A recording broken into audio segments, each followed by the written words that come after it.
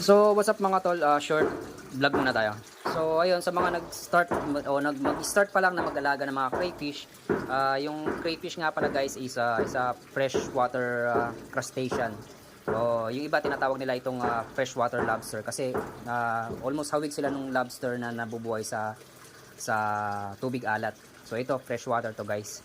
So, sa mga nagtatanong kung ano yung itsura nung male na crayfish tsaka yung female crayfish. Yung male guys is actually yung sa ilalim ng claw nila, yung sipit nila, sa ilalim ng claw nila is kulay red.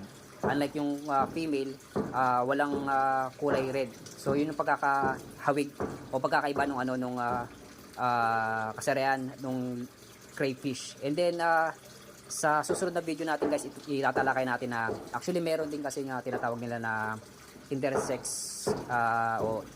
walang kasarian na crayfish. So yun yung tatalakayin natin next video guys. And yun lang naman guys.